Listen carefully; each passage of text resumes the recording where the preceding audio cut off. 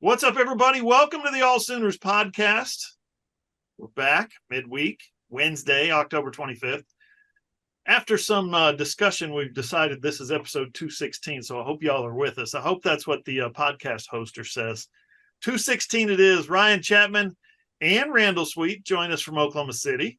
I'm John Hoover. I'm in Tulsa. Randall, you're back from Orlando. Ryan, you're back from Basketball Media Day. Everybody still got their fingers and toes? I guess so. I would say, unless John Rothstein's run them over, all of mine are here. You're mean to John Rothstein. He deserves it. Randall, how was your trip? It was great. It was great. Got to enjoy some time in Florida. Still kept tabs on the Sooners, so I know what I'm talking about at least a little bit. And yeah, it was a good trip. Got to see my family and everything. You're our UCF insider. That's how we're painting this thing. UCF insider, Randall Sweet, back from assignments in the land of enchantment, I guess. Happiest place on earth. It's not the happiest place on earth when you're stuck in traffic for 2 hours. I know that for a fact. Or when your car won't start in the parking lot. At 2 a.m. after a game. Look, all we did, we sent Randall to scout the Pop-Tart Bowl just in case. That's right. And it turns out, barring a late season collapse, that will be very unnecessary. We wasted a bunch of funds this last weekend, but that's okay.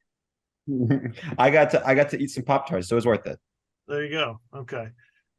Wow, guys. We recapped with the two-man staff as best we could on Saturday night in the post-game podcast from the press box, 31-29 over UCF. Randall, we certainly didn't get your take on that game.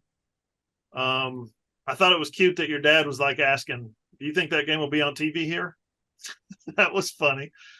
But I'm sure you got to watch what you could. What was your takeaway from Oklahoma 31, UCF 29?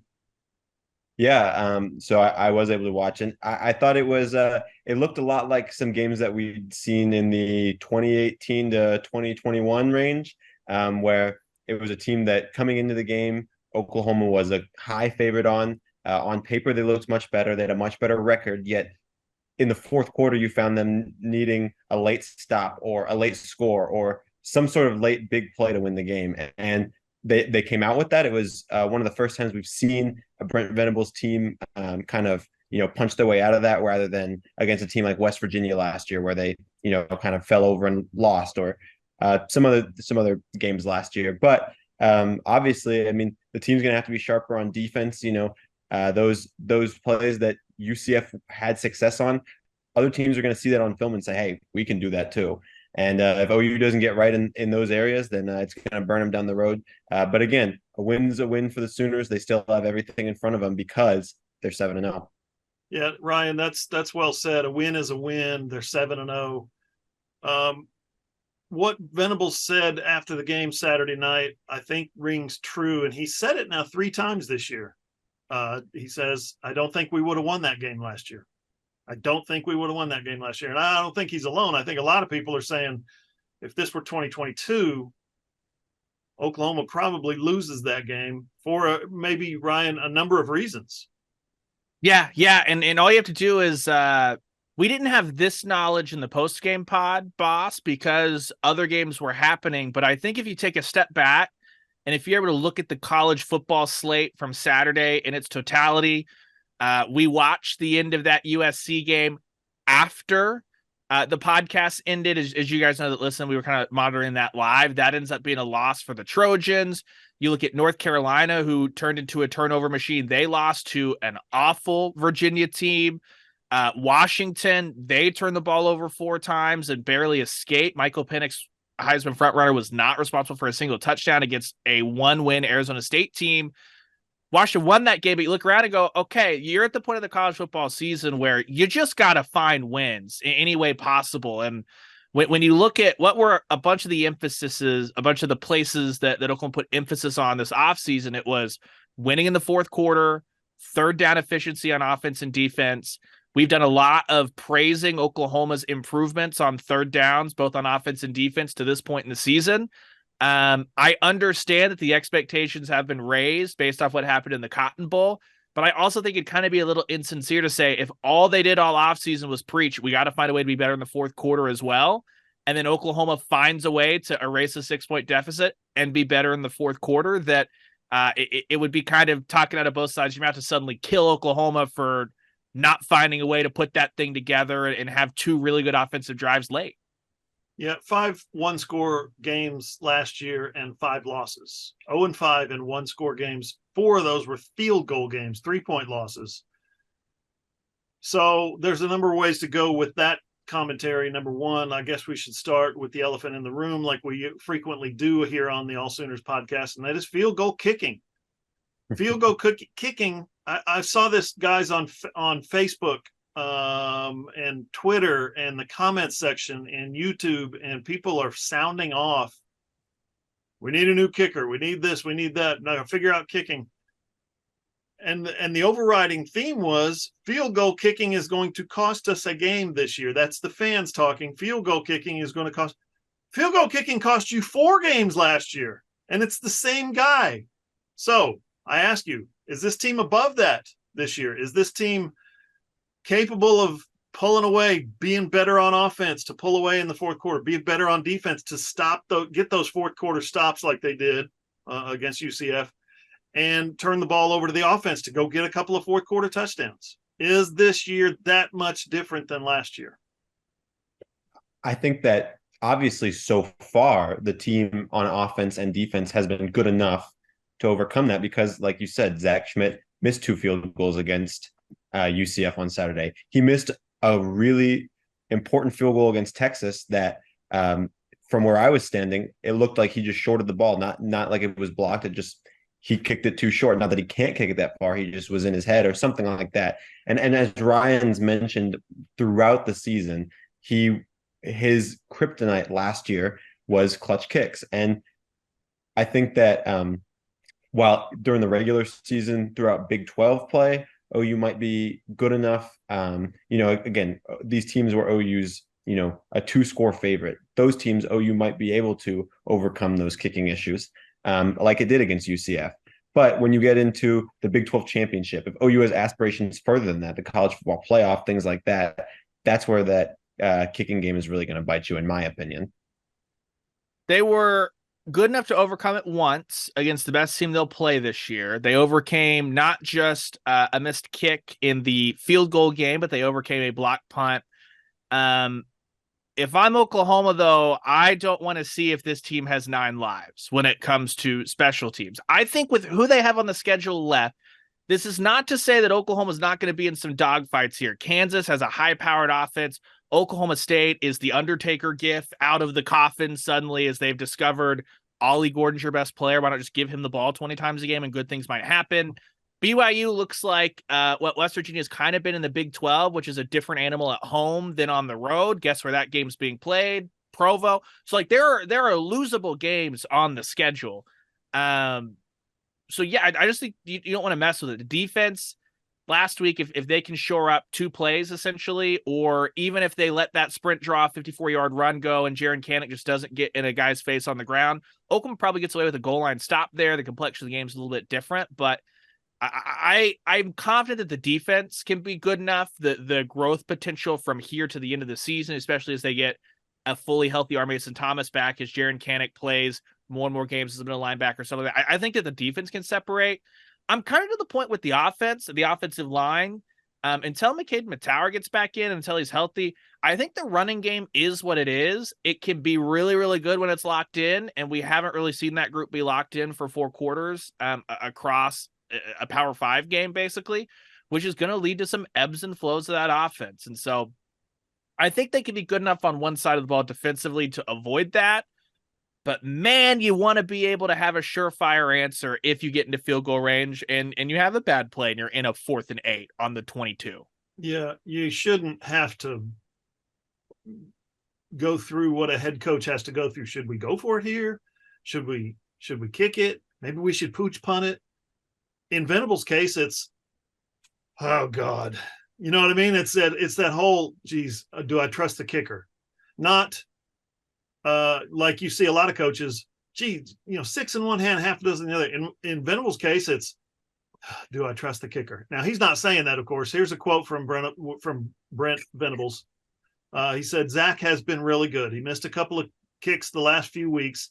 That's not good. Everybody's held to the same standards. We don't have great depth there. We had some guys banged up as well. I'm not sure what that means, if that means backup kickers or protection units or what. He says, I believe and have confidence in him, but we've got to be better. That goes without saying. 1,000%. So is there a solution? Is there, Randall, is there, when you talk about Reddy, Mustafa Raj, I hope I got that right again, or you talk about Gavin Marshall. Too many Gavins on this team. It's got to be too many Gavins on the offense. They lead the nation in Gavins, do they not? But is there somebody, you know what I mean? You're not going to trade for a kicker. You're not going to pick one up out of the transfer portal right now. So if Schmidt is suddenly lacking in confidence, if he suddenly is spraying it all over the place, what do? I guess you just go for it on fourth down. Well, I think that a lot of Brent Venables' words are to maybe keep Zach Schmidt's confidence up. I think that with kickers, it's a very mental position. Obviously, a lot of that is confidence based and how he's feeling that day. And so I think Brent Venables knows if he gets down on Schmidt, then Schmidt's going to only do worse. I also think that if we see a few more games like last week where he's continuing to miss multiple kicks, then I think at that point OU would be kind of forced to try one of the other kickers on the roster, because at that point there's no excuse to at a school like Oklahoma, where you're one of the top 10 teams in the country right now, usually an upper echelon program, you should have multiple kickers who can at least get the job done and not miss multiple kicks a game. And so while I think Zach Schmidt probably gets at least one more chance, I'm sure we'll see him against Kansas. If he misses multiple field goals against the Jayhawks, then maybe I think at that point Brent Venables is kind of forced to play his hand and maybe try a different kicker then. And then that's where what you said comes into play, where you think about having to go for it a lot more frequently than you already do. Right. Well, Ryan, let me ask you this. We talked to Luke Elzinga, and he got a question about just a general question. We all know what it was aimed directly at, but it was a general question about kicking confidence. And I think his response was something like, he's done really good in practice. He makes, 6 or 7 in a row in practice. I think it was Luke Elzinga that said that. And I apologize if it wasn't, but I think it was, because I don't think anybody else got asked about kickers. But the question is 6 or 7 in a row in practice? We don't get to go to practice, of course, so we don't know. But that doesn't sound like a lot, is it, for a guy who's the kicker at the University of Oklahoma? Maybe I'm wrong. It doesn't matter, frankly. This is one of those things that Randall's exactly right. They're going to say one thing publicly, because the second that a head coach publicly says, yeah, our kicker kind of stinks, the confidence is not coming back. But I think the timeline of this kicking controversy, at least the coverage of it, Saturday, George Stoya asks, Brent Venables was like, yeah, he's great in practice, Zach's our guy. Monday night on the coaches show, Brent Venables, who said nothing about kicker availability on Saturday, mentioned that the backup didn't dress at game time. That's why I tried to ask. That was my question. You read that quote from about the aggressiveness part of it, because I was like, the head coach is going to give confidence in his kicker. I'm more interested in the aggressiveness. And Brent Venables basically said there's a lot that goes into it. I kind of expected that. Going to try. You know what I mean? And so, frankly, what we've seen of Zach Schmidt, with all due respect to Brent Venables, what he says publicly, he has not been good at any point throughout his career. He finished in sub 80s in kicking last year. He was bad when it mattered. The only time he was good is on extra points, where he's about to have the 5th most consecutive extra points in school history. So keep him there. That's going to be great. He's not been good at any point this year. I don't care if he makes 100 field goals in a row in practice. At some point, and Brent Venables knows this, the coaching staff will never say this. Tried last year with Jeff Lebby, that there's some guys that when the lights come on, they perform different than practice, good, bad, or otherwise. It does not matter what Zach Schmidt does Monday through Friday. It's not getting done on Saturday. And you as a coach, if you have another option, you have to make that change before it costs you. If everyone else is truly injured and that's all you got, then Jeff Lebby has to call the offense differently when you get into field goal range. Brent Venables, once they get into 2nd and 7, has to quickly relay that of, hey, this is a go situation, so you got to get us to 4th and 2 or lower. Yeah, Randall, let me ask you this. When we talk about Jeff Lebby calling the game a little different in the field goal kicking zone or even the red zone, at some point, I think Oklahoma started Saturday, first 2.5 quarters, 3 quarters. They were 1 for 6 on third down conversions. They were at 1.2 for 9. And where I'm going with this is a lot of those, I said this on the postgame podcast, a lot of those third downs was 3rd and long. They faced an average of 3rd and 7.7 yards per third down to go. So if you can't kick field goals, or if you can't trust your kicker to give you 3 points in an emergency break glass type situation, does Jeff Lebby have to approach first down differently, second down differently, third down, or has he got to do just basically what he's been doing, which is big plays in the passing game? Because think about it. What did we see on Saturday? We saw deep touchdown pass, and then nothing in the running game, nothing consistently, dropped passes, inconsistent blocking, all the way up until the 4th quarter when it was go time and they said, okay, let's go. I think you hit on it. I think the real area where that play calling might have to change is in the red zone. Because like you said, that's, when you're getting down there, when the field is more compressed and at that point you're thinking about scoring, whether it is a field goal, whether it's a touchdown. And I think that, like you said, it's a lot harder to sell, going for it on 4th and 7 from the 20-yard line than it is 4th and 1, 4th and 2 from the 20-yard line, right? And so if you you can turn around and hand the ball off to Tawi Walker, and that's an assured couple of yards that might get you to that instead of 4th and 5 or something like that, I think that could absolutely influences how Jeff Lebby calls second down, third down plays, things like that, knowing that 4 down territory is going to be a lot more extended, a lot further back, because they don't trust the leg of their kicker. And it also, to me, it just makes me wonder if there are other options, why have we not seen them yet? Because like Ryan said, there hasn't been really a moment where you can hang your hat on and say, that's why Zach Schmidt has earned this spot as the kicker. I mean, unless, like you said, in practice, he's just unbelievable and the rest of these guys suck. Jebby, I kind of like that. I think we should start a movement. Jebby, just kind of compress people's names. I love it. Ryan, you were with me yesterday at Brent Venable's press conference. Anything else stand out to you about what he said yesterday, in particular, as we start to preview, or as we recap UCF? We'll preview Kansas in the next segment. Not really. I didn't think it was an overly newsy press conference. It was fairly tame. Yeah, I thought that it was a lot of, as we preview Kansas, Brent Venable's thoughts will be a lot more valuable, because there were a lot of questions about Kansas. A question about Kansas' punt returning, of all things. We set a record for kicker and punter questions, I think, in a week 9 press conference. Which shout out to everybody involved. Sorry, especially with Kansas. When have we ever asked questions about OU playing Kansas? Hey, tell us about the Jayhawks. That's never happened. I've been doing this 20 years, guys. It's never happened.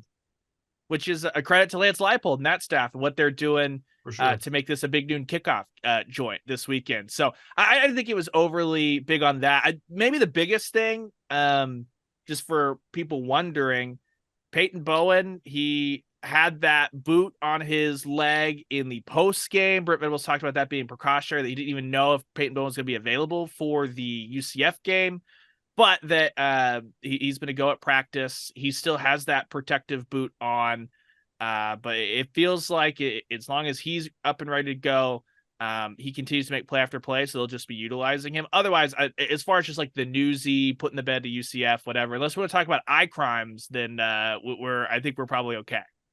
Yeah, Peyton Bowen, according to Pro Football Focus, played 5 snaps, including that key 3rd and long sack, which, I mean, the dude is just, okay, you're only going to get 5 snaps today. You better make them good. Okay, I'll guarantee we win the game by sacking the quarterback at a key moment. He's incredibly productive. He's incredibly clutch, incredibly smart.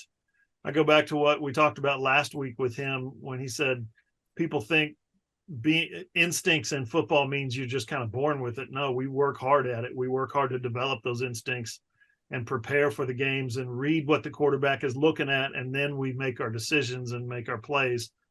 So smart. Peyton Bowen, especially for a true freshman, is just so smart, so wise. And the building on that real quick, for as much as we wondered about the pass rush through the first 4 weeks, that's now back-to-back games. Jacob Lacey had a huge sack that forced Notre Dame, that forced Texas to that would have been impressive if Jacob Lacey, who played at Notre Dame at one point, that's where that came from. I'm not a crazy person. I'm just stupid. He had a huge sack against Texas, right? That forced Texas to change the math of what they were doing on that last drive. Nearly went into field goal mode, allows Oklahoma to come back, have a chance to respond and win the game. Now it's Peyton Bowen with a big sack. UCF didn't even have a question of what they were going to do after that sack, because if they had gotten 3 yards, I think it was 3rd and 6, a 4th and 3 near midfield. It was the 1-point game at that point. Instead, Bowen comes up with a key sack, forces UCF to punt. Oklahoma scores, gets the 8-point lead, everything that they needed. Back-to-back weeks that OU gets key, timely sacks from that pass rush, whether it be just those guys up front or an extra blitzer in a hobbled but still effective Peyton Bowen. We don't know. We don't know now, Ryan, just to defend what you said, that Jacob Lacey's sack didn't force Notre Dame to do something. We don't know that. Fair. It can't be proven. It can't be proven that it did not. Building on that, I thought Jacob Lacey played really well again this week against UCF, and I think that I've been really impressed the past 2 weeks against Texas and UCF, what he's been able to do. Yep, he's been good. That whole defensive line's been good. Guys, we talked to Ethan Downs Tuesday night. I believe it was Tuesday, maybe it was Monday. We talked to our Mason Thomas at post-practice interviews, and you're talking to a couple of defensive linemen who are out there making plays. And I think our Mason Thomas being back, being healthy, he's bigger, stronger, more explosive than he's been. He's twitchy, as Ethan Downs said. That dude's twitchy. I think he's making a difference. I think he's making the guys that are out there that are putting in the reps all the first 6 games of the season. And Randall, you wrote the story, but Ryan, I'll go to you first because you were there talking to those guys with me. The defensive line has been better and better and better and better almost every week. Yeah, and I think it's no coincidence that as you've gotten Lacey back and healthy and back into game shape, as he's been cleared to not just do the push-ups in his room like he told us about, as you've gotten PJ who's able to get more and more just college football under him, R. Mason Thomas, who Ethan Downs and Brent Venables said he was the number 1 defensive end in fall camp until the moment that he went down, and then he's kind of dealing with the high ankle sprains. This is why we kind of talked about coming out of the bye week, both ankles. Yeah, he talked about both ankles. For R. Mason Thomas, Brent Venables did. This is why coming out of the bye week, I was really optimistic that as good as Oklahoma's defense had been through the first 6 weeks, there was even more growth potential for that group, because let's just keep it on the defensive line. That's a true freshman in PJ. Ethan Downs is in his second year in Brent Venables' system, and he looks like a light bulb has come on. He's not thinking as much. Brent Venables said that basically it was almost a paralysis by analysis for Downs, and he's been able to just read, react, get going. Bothroyd and Trace Ford, those transfers are only going to get more comfortable in the system as the year presses on. And that's why I kind of asked Ethan Downs, it's weird that in week 8, you guys are getting healthier as opposed to less healthy. What can that do? And Downs was pretty emphatic that he's like, there is no way that we cannot get better. He threw in the fact that he's an OU softball fan in that quote as well. And then he also was talking about just what they do as far as being able to, the iron sharpens iron, the competition they have to just stay on the field. There's no way Ethan Downs said that they won't continue to get better. Yeah, Randall, tell us about the story that you wrote today. I believe it was this morning, posted at AllSooners.com, about the addition of R. Mason Thomas and how he's kind of changed, or at least been additive to the OU pass rush.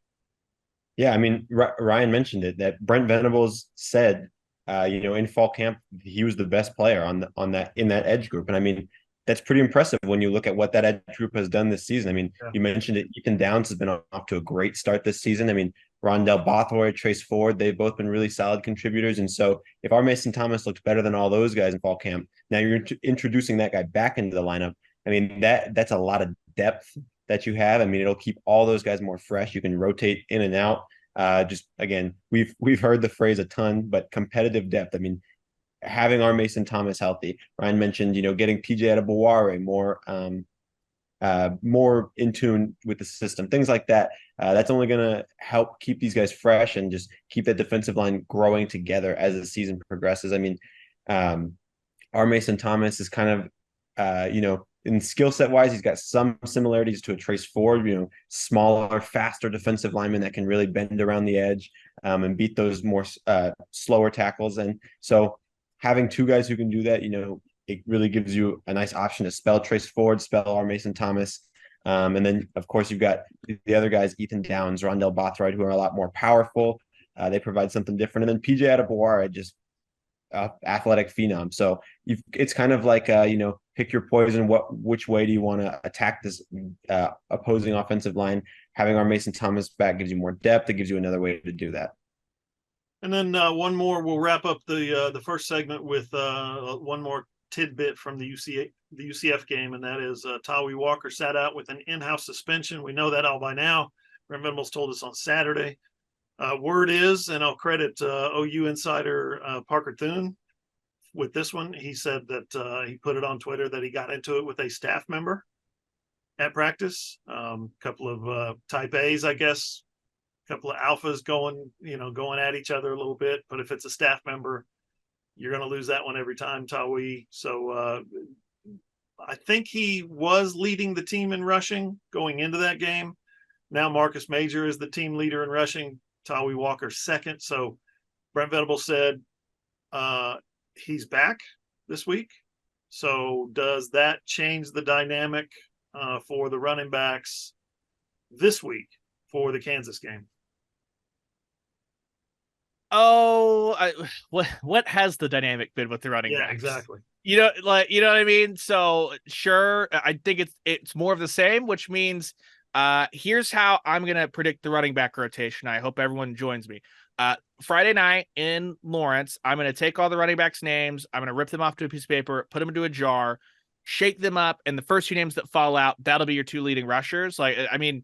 I would expect that you get Tawi Walker and Gavin Sawchuk. Marcus Major's clearly banged up, but does it shake it up? I don't know how to answer that because it's been shaken up and spread all sideways the entire season. You're right. Randall, quickly. I agree. I think that it'll be Tawi Walker. I think Gavin Sawchuk. I think right now those two guys look the best just from what we've seen recently. Like you mentioned, Marcus Major looks banged up. I mean, Brent Venables said a few weeks ago that Javonte Barnes is banged up. We haven't seen either the freshmen, Dalen Smothers or Caleb Hicks, so don't really expect that to change. So I agree. I would expect it to be a heavy dose of Tawi Walker, Gavin Sawchuk. Those are the main two guys. And maybe I was wrong. Maybe I've been wrong this whole time, you guys, about Dylan Gabriel being a part of the running game, a designed part of the running game, an intentional part of the running game. I think that's it's going against conventional wisdom when you've got a Heisman Trophy candidate and a true freshman as your backup. It's going against conventional wisdom to stick that dude's neck out there like that a lot, but apparently that's going to be the case. And he'll run. Dylan Gabriel will run when he has to, and that's what you need to do when it's not there, or scare him on a draw, like you did last year against Nebraska when he takes it, pulls it down, and off he goes. Right, he can do that. He's capable of doing that. He's got a 65-yard run and a 50-something yard run against Texas. He can do that. But man, you're running that read option off the edge where people have an option. Do I hit the running back or do I hit the quarterback? You're going to hit the quarterback every time. You should, if you're smart on defense. But anyway, I digress. I don't think, I'm with you, Ryan. I don't think it changes the dynamic very much because it is the dynamic having Tawi Walker back. Tell you what we'll do, guys. We'll come back. We'll take a break right here and preview the Kansas game. We'll talk about ESPN's FPI. Remember I told you last week they were number one in the nation for chances that odds that they're going to win the national championship and win the conference and all this stuff. I'll tell you where they are this week. Plus, we'll talk about some Heisman odds. That thing's all over the place. I'm so tired of hearing it's his trophy to lose. It's his trophy. It's nobody's trophy until somebody wins it. That's how the Heisman voting works, you guys. We'll talk about all that next on the AllSooners Podcast. And we're back on the AllSooners Podcast on Twitter. You can give us a follow at _Sooners. I'm at John E. Hoover. Ryan is at _Ryan Chapman. Follow Randall at Randall Sweet 5. Website is allsooners.com. We are a Fan Nation affiliate, part of the Sports Illustrated Network. AllSooners is free, no email, no passwords, no credit cards needed. And this segment of the AllSooners Podcast is presented by Infinite Asset Advisors. I'm going to ask you two questions. Are you 100% sure you're going to have a great retirement, or do you have some doubt? Secondly, if I could show you how to get completely debt-free, including your mortgage, in 9 years or less, using the same dollars you currently spend, would you want to learn more? Yes, you would. So at Infinite Asset Advisors, not only do they help you plan for retirement, but they also show you how to become debt-free before you get there. How cool is that?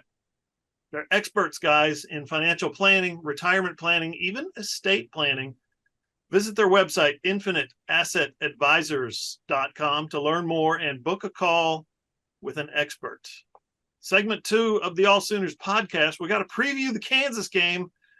We kind of did that already once, but let's do it again for fun, because it's so much fun to preview. Seriously, all these years, all these press conferences I've attended, more than 1 year, like maybe 6 times, they play Kansas, and Bob Stoops or even maybe one time Lincoln standing up there at the podium, and that's it. You guys don't got no questions for me about Kansas. We're playing Kansas this week, and that's something that Venables, that's a thread that Venables has pulled on us several times.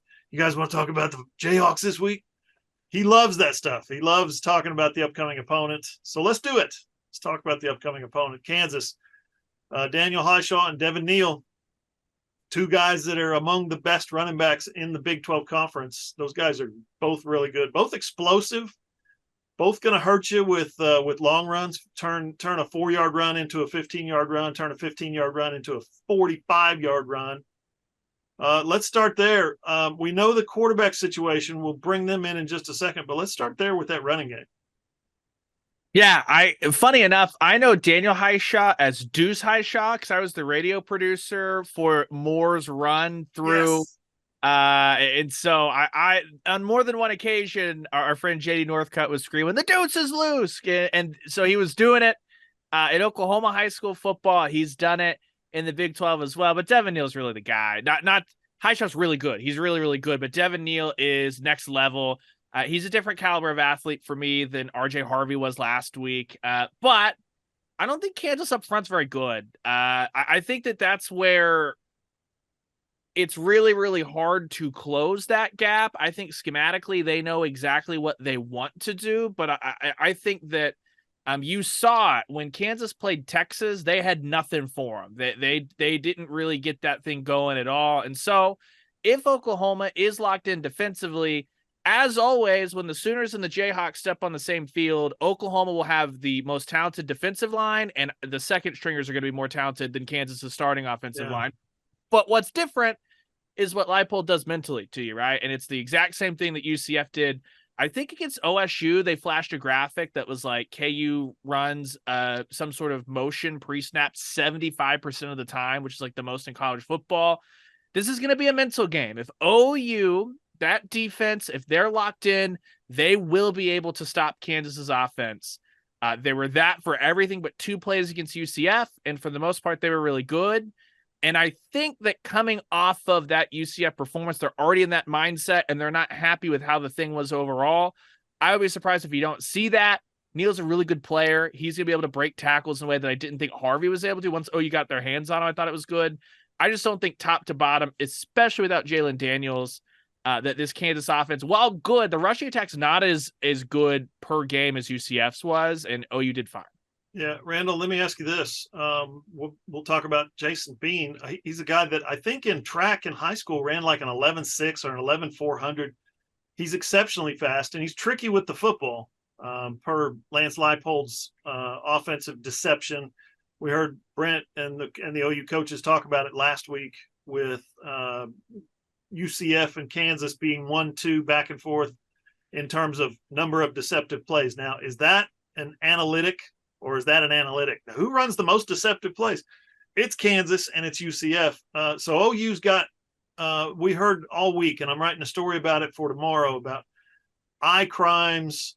If I'm looking at the wrong thing, I'm reading the wrong key, then I'm committing an eye crime. And you hear Dasan McCullough talk about being greedy, looking for a big hit instead of just trying to bring a guy down. You talk about one of the DBs came in. I'm trying to remember which one. Maybe it was Woody coming in talking about being selfish. So, Randall, you add the quarterback situation where your quarterback can fly, and he can throw a little bit. He throws a nice spiral. He's not always the most accurate, but he's one of the best, like Ryan said earlier, one of the best backup quarterbacks in the country. This Kansas offense looks really dangerous. Yeah, absolutely. I mean, I think Jason Bean put up 400 plus yards and 5 touchdowns on Oklahoma State just a few weeks ago. So, if Jason Bean is the guy against Oklahoma, even if he is the backup, like y'all said, this is not a guy to take lightly. He can hurt you both with his arm and with his legs.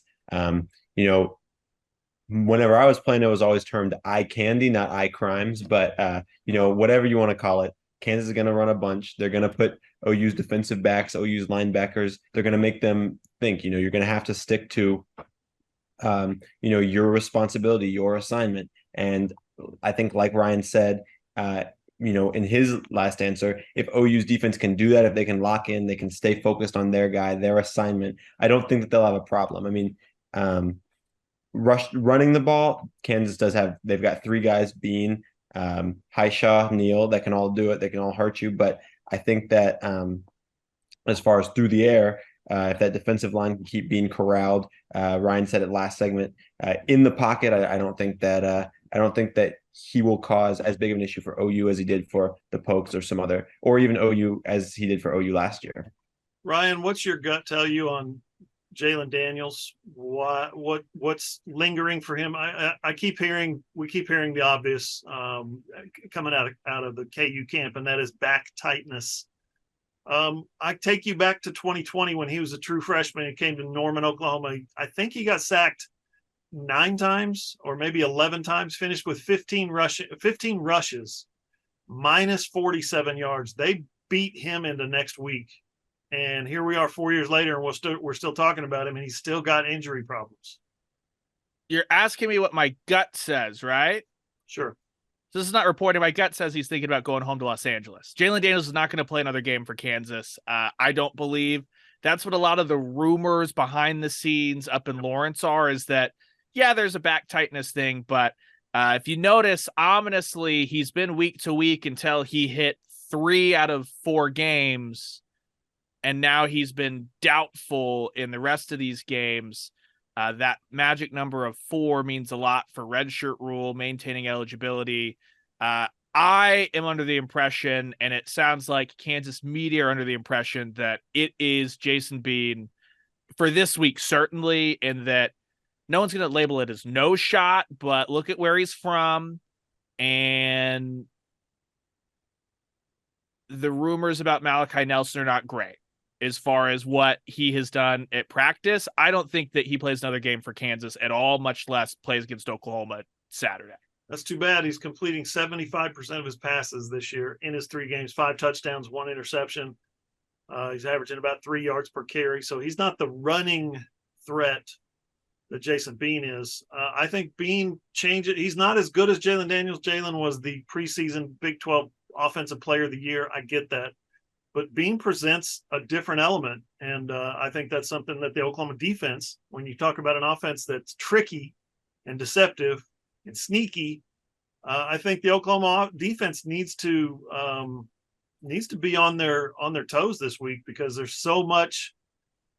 You're going to be thinking this is your key, and your key is actually happening over here because that guy motioned across the formation, and oh crap, wait, are we in man or zone? There's going to be all kinds of doubts as they're getting ready to snap the football. Defensively, what do we know about Kansas? Rankings are not very good. NCAA rankings are not very good. Big 12 rankings, not very good.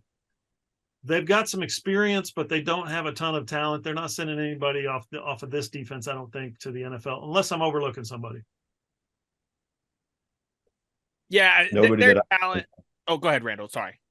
I was sorry. I was just going to say nobody that I can think of off this defense is going to be, a priority NFL pick. But I mean, again, this is a team that gave up over 400 yards to Jason, or there that, sorry, I misspoke. This is a team that against Oklahoma State, Ollie Gordon ran all over them. They weren't able to tackle very well, and Alan Bowman threw the ball all over the yard. I mean, obviously Oklahoma State's picked up their offense in the past few weeks, and they've had success against West Virginia, some other teams. But I mean, when you look at what Kansas has, put on the field this year, I do think that Oklahoma's offense should easily be able to attack this defense. Again, like Ryan mentioned, this was the weak point of Kansas' defense last year. It's not like they're a huge improvement from that, even though at Big 12 Media Day, that's what Lance Leipold talked about, was improving on defense. They were really focused on that. And while they may have made some improvements, it's not marginal enough to make me believe that they'll have a good chance at stopping OU's offense, especially with what we've seen from Nick Anderson recently. I mean, if he continues to become more enthralled in the offense, become more of a regular with Dylan Gabriel, then I think that Kansas will be in their secondary, especially will be in for a long day. Yeah, the little talent they have, that the Logan kid at safety is pretty good. This is not a Kansas group that you remember like the early Beatty days where like they actually legitimately had some big time defensive line talent, and it was kind of like Lincoln would be like, you guys are gonna think I'm crazy, but literally they have one of the most talented defensive lines, and Oklahoma was able to get around it. DeJoun Terry at one point was part of that group under Les Miles. They do not have that right now. That's not the case. And they also haven't been like very opportunistic as far as turnovers go. Nevada, who at the time that Kansas went and played them was on the longest losing streak in college football, I think they put the ball on the turf 4 times and Kansas came up with none of them. So like it's a little random at times, but I also think it's Ted Roof talks a lot about population around the football. When you turn on Kansas football, there's not a lot of like 4 blue helmets rallying to the ball. It's a lot of arm tackles downfield, last ditch effort, stuff like that. But UCF's defense stunk, and Oklahoma couldn't run the ball till the 4th quarter last week too. So I think on one hand, it's not a good unit, but on the other hand, it's pertinent. It's on Oklahoma to hurt them for that. They were unable to until the 4th quarter last week, and I don't know if you looked at the weather forecast. It's supposed to be cold. Yep. Dylan Gabriel didn't throw the ball very well in adverse weather conditions last year, so it may be contingent on the offensive line to open up those holes. And it's not a good unit up front. For Kansas, I don't have a lot of faith that we're going to see a consistent rushing attack because we're 7 games in and we're still going, can the offensive line or the running backs, can everybody get on the same page? There are too many problems. So maybe they just need to tell them that there's 2 minutes on the clock the whole game. I don't know. Yeah, exactly. That's what one of the guys told me yesterday. He said, hey, our offense is a 2-minute offense, so we're going to be able to score. Kenny Logan Jr. is the safety Ryan referenced. He leads the team in tackles. Austin Booker leads them with 8 tackles for loss. And then Jerome Robinson has 5 tackles for loss, 4 passes defense. So they've got some guys that can play. Another quick note for you. I saw McCabe Matoyer yesterday at practice, fully suited up, wearing cleats this time, not tennis shoes, wearing cleats. He might be getting back into the rotation, or maybe he just loves practice so much he's like begging, can I just dress up for practice? Probably not. DeJoun Terry started his career, as Ryan said, at KU. He told us a story yesterday. It's very cool. He was at a drive-in, and this is what he said. He was at the drive-in at Sonic when he got in high school, when he got the call from Les Miles himself. We'd like to offer you a scholarship to come to the University of Kansas, play some football in the Big 12 Conference. That's Les. He said, I don't understand this part, but this is what he said. He said he threw his food out the window. I know it wasn't a chili cheese dog that he threw out the window. You don't throw chili cheese dogs out the window, but why would you throw your food out the window just because you got a scholarship offer? I'll tell you this. If he threw a chili cheese dog out, that's worse than an eye crime in Ryan's book.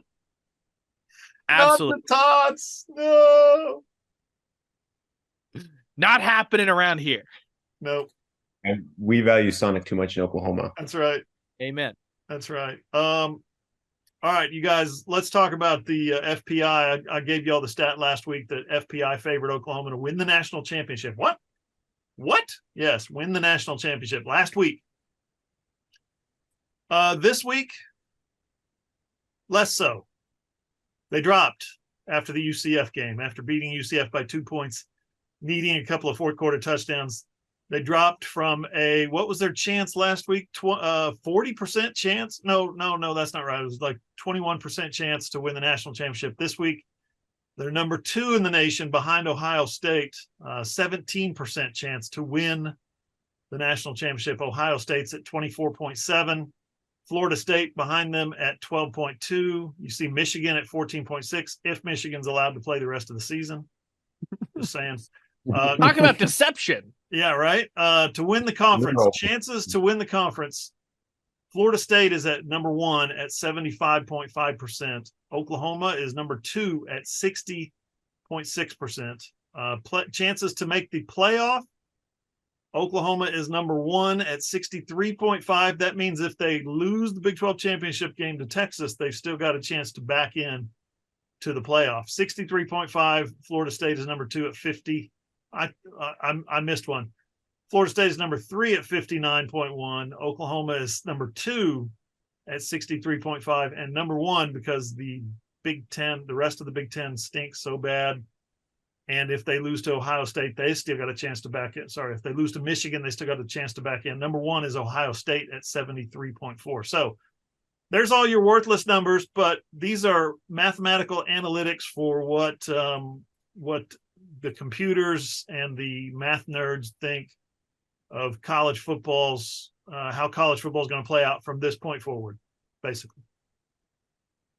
Yeah, I mean, Oklahoma dropped in total defense because of what they gave up to UCF. That's to be expected. The other thing too, who does FPI? Who? ESPN, Espen. Oh, well, Arch Manning's about to roll into town in Texas. They gotta. No. I'm kidding. Frankly, I look more at S&P Plus. They're all resources, not the Bible. Good point. I was just going to add that, you mentioned Ohio State. Their defense this weekend looked really, really good against another team that was ranked in the top 10. Ohio State's defense all season has looked really solid. That defensive line is a nightmare for opposing teams. So I think that, I think right now it's hard to argue with that. And again, Ohio State's going to get tested. They still have to play Michigan this year if, like you mentioned, Michigan's allowed to play. So I don't see – I see why – I can see where that makes sense. Some more worthless numbers for you. 1, 2, 3, 4, 5, 6, 7. Number 7 on this week's Heisman odds. This is according to the MGM. Marvin Harrison Jr., Ohio State wide receiver, is plus 1,800. Bo Nix, the Oregon quarterback, is plus 1,600. Dylan Gabriel is number 4. Dropped. Wait, is that 4? That's 5. Dylan Gabriel is number 5. He has dropped from number 2, a solid number 2, to he's now at plus 1,200. Jordan Travis, quarterback at Florida State's at 900, plus 900. Jaden Daniels, not Jalen, Jaden Daniels at LSU, despite 2 early losses, 325. Michael Penix Jr. plus 300. He tumbled after being a minus last week. I think minus 140 last week, something like that. And then J.J. McCarthy, Michigan, is your new current front runner for the Heisman Trophy at plus 240. Ryan, thoughts about the Heisman race? I know you're really eager to get your trip to New York City. Yeah, well, Hoover and I are going to have a ton of fun because Dylan Gabriel's still going to be a Heisman finalist if Oklahoma is 12-0. That's the only way I think that he's going to be a Heisman finalist. Frankly, there are not any more marquee games left for the Sooners outside of playing Texas again in the Big 12 championship. Yeah. Dylan Gabriel had his Heisman moment. The downside for Dylan Gabriel is Penix had his Heisman moment more recently. If Michigan beats Ohio State, McCarthy will have his Heisman moment more recently. That's just how this thing works, kind of, for the betting markets. And I would hope that Heisman voters don't purely do that, but they're human beings. You know what I mean? So Dylan Gabriel's been very, very, very efficient. I don't think anyone's confusing him for the best quarterback in the country. And the farther and farther you get away from that drive against Texas, he'll be in there, but everyone's numbers are good right now. And frankly, everyone else is going to be playing bigger time teams than BYU and TCU down the stretch. Yeah, you're right. I think that you're right, Ryan. I do think that all these teams are going to have bigger opponents, but I think that, I mean, for a guy like Michael Penix, that could also end up maybe hurting his case. I mean, if he goes out and doesn't perform well against Utah or doesn't perform well against some of these other teams that Washington still has to play, that could hurt his chances. And while I think you're right, I do think that the only way Dillon Gabriel ends up in New York City is if Oklahoma goes undefeated the rest of the way. He might be able to kind of pad his numbers against some of the lesser competition. And I also kind of wonder if this Michigan potential scandal could taint the way people look at McCarthy, even though he's not necessarily involved. How would voters feel about voting for a quarterback of a team that's not able to play in the postseason? Who knows? Heisman voters can be weird. I administered the Heisman vote in Oklahoma. We've got 22 voters here in the state, and there's some interesting characters on in our electorates. And sometimes they look at stuff like that. Sometimes they follow the headlines. Sometimes they ask you questions, and you're like, "What?" So it just understand it happens.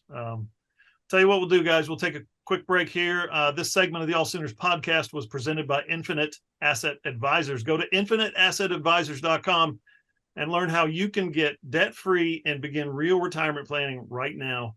Don't wait on this, because it doesn't matter if it's retirement or private banking or family asset protection or estate planning or living trust, whatever it is. Just let Corey and his team take a look at your portfolio and get you on the way to taking control of your financial future. Call 512-710-0130 or email team@infiniteassetadvisors.com.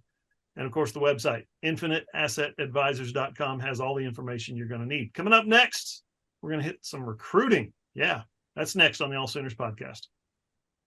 Final segment of the AllSooners podcast. And if you like the podcast, give us a rating. 5 stars helps if you're listening on your podcast platform. If you're watching on YouTube, rate, subscribe, leave us a comment.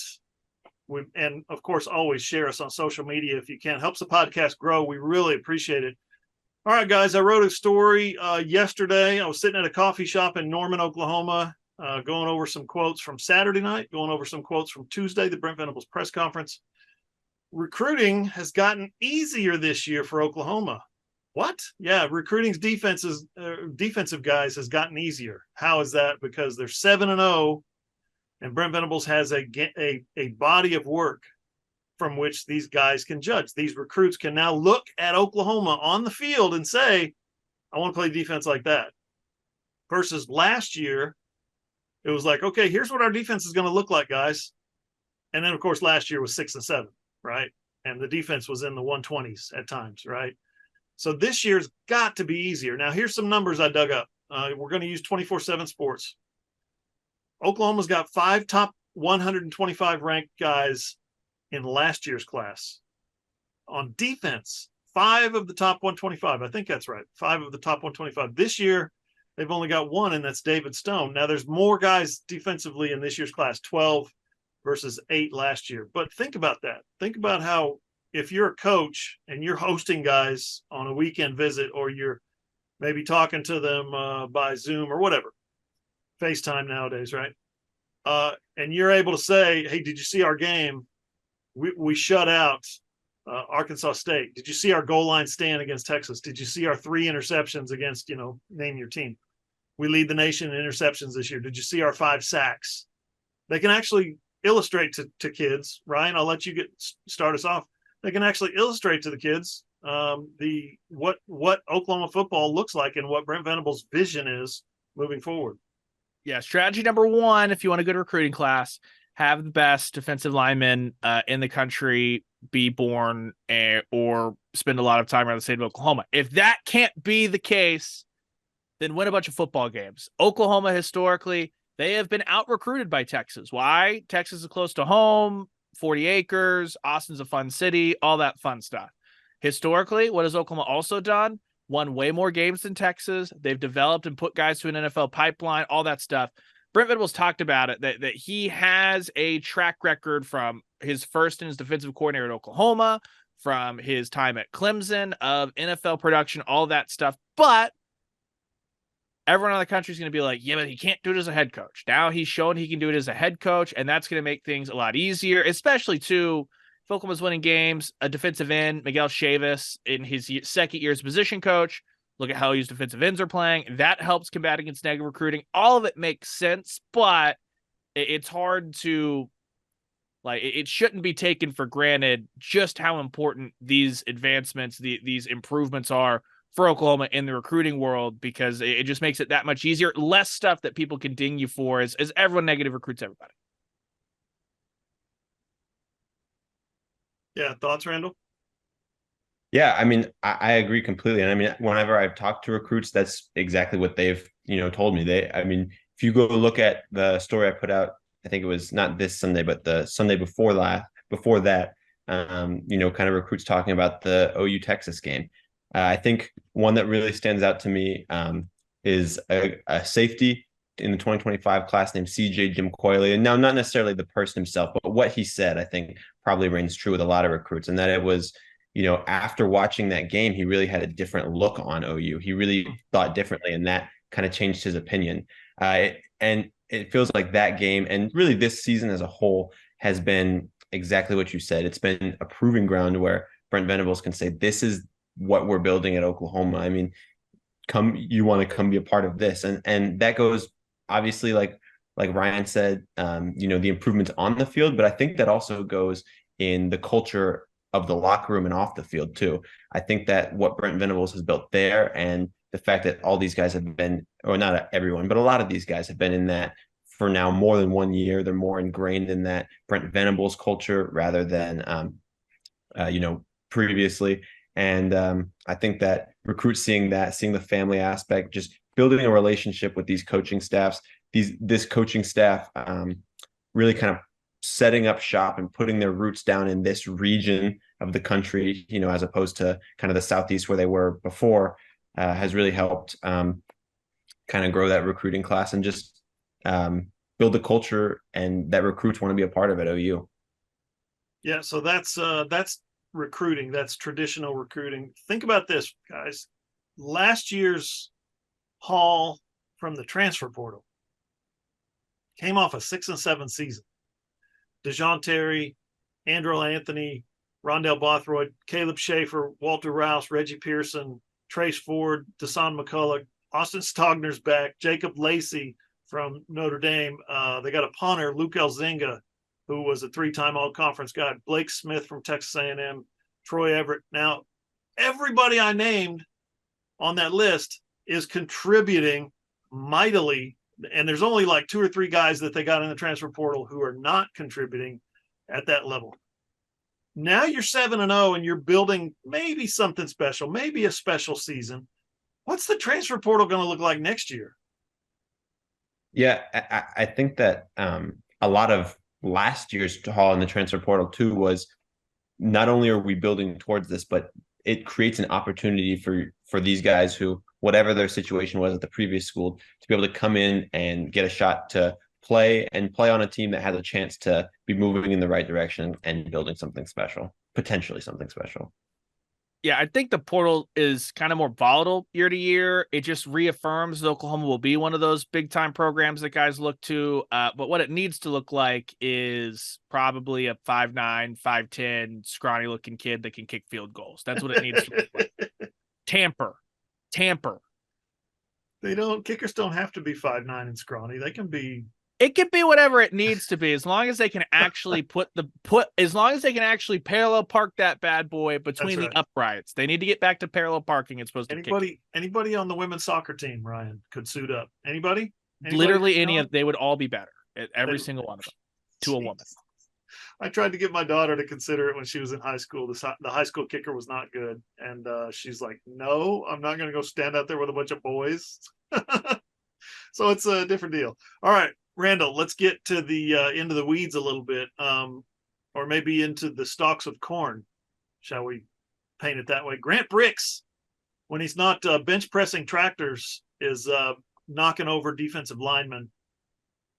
You think he's coming to Oklahoma? It's starting to sound that there's a lot of momentum that he might be coming to Oklahoma if he doesn't choose Nebraska or Kansas State. Nebraska had a truck out there. Did you see their big equipment truck, their big 18-wheelers, Nebraska Corn Huskers across at his high school? Yikes. Yeah, that's what I was gonna say. I mean, with Bricks, it feels like it's kind of a back and forth between Oklahoma and Nebraska, and it feels like it has been since this summer, honestly. This is a guy who's got a lot of attention from schools all over. I mean, I'm pretty sure he's got an offer from Alabama, but Nebraska being so close to home, Oklahoma, the relationships he's got with Bill Bedenbaugh, with Jerry Schmidt, those guys, that's really pulling him between those two places. This is a guy who, from what I'm familiar with, wants to be close to home. And that's why Nebraska is so enticing. But he also, like I said, really likes Bill Bedenbaugh, really likes Jerry Schmidt, really likes the relationships he's got here in Oklahoma. I say here because we're in Oklahoma City. And I think that in the end, I think those relationships are what will likely win out. But I do think that it's a fight till the end between Oklahoma and Nebraska. Neither team is giving up any ground. And I mean, again, Nebraska's pulling out all the stops, pulling this big 18-wheeler up to his high school. And I don't think that they're going to go out without a fight. But I do think that I would say that a decision will probably be made somewhat soon. When was Eddie Pierre-Louis' last visit to Oklahoma? Do you know? Oh, man. He's a Florida kid. Yes, I think considering Central Florida. I think it was this weekend, maybe. I was thinking he was here. I thought he was here this weekend. It was this weekend or the previous home game, one of the last two home games. Yeah. But on him, I think that's another kid that we could see a decision coming from very soon. You mentioned Central Florida, a kid from Tampa. I think that he really liked Central Florida at one point. That was probably the leader, but I think that now Bill Bedenbaugh, OU has worked their way back into that recruitment. And I think that if Grant Bricks does end up choosing Nebraska, that's going to be even more important that they're still in contention there. I think that in the end, OU will win out for Pierre-Louis, but again, you never know. Still waiting a decision there. Now, OU hosted a quarterback last weekend as well. Is that correct? Yeah, 4-star in the 2026 class, Will Griffin. Will Griffin, yeah. Any word how that visit went for him? Yeah, I mean, I think it went real well. It seemed like on Twitter he enjoyed it. He posted about it multiple times. I haven't seen an offer come out of that yet, which is interesting. I kind of expected that would happen. I thought maybe they were bringing him in to kind of see, evaluate, and offer him after that. But I still think that an offer for him will come pretty soon down the line. He's one of the top quarterbacks in 2026. Obviously, he's got a mutual interest in Oklahoma being here so early. OU has really good recruiting routes in Florida, Tampa specifically. We've seen that. Eddie Pierre-Louis, Lewis Carter, guys like that. So we'll see if they can continue to do that with Will Griffin.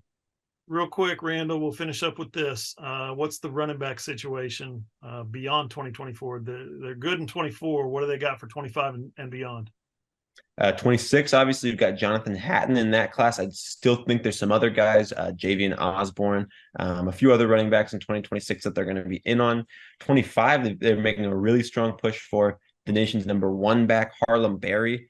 This is a kid from Metairie, Louisiana, though. It's always hard to get a kid out of Louisiana away from LSU, especially a kid who's that talented, number one running back in the country. I mean, LSU has turned other number one running backs in the country from the state of Louisiana into top 5 NFL draft picks in the past decade. So it's going to be hard to win out there. But again, with DeMarco Murray, with the track record he's got, you never want to rule that out. There's another running back that's very highly rated in the 2025 class, and that's Torrey Blaylock, who is out of Atascocita High School in the Houston area. His father, Derek Blaylock, an NFL player, I think 6-7 years in the league. So good bloodline there. This is a kid who's visited OU this season. He's been on campus for game day visits. So OU stands in a really good spot with him. Both of those guys, I think the Sooners are in their top 10s, which have been released in the past couple of months. So really good headway on both of those guys. And I think that they're going to have a shot with both of them as things come down to it.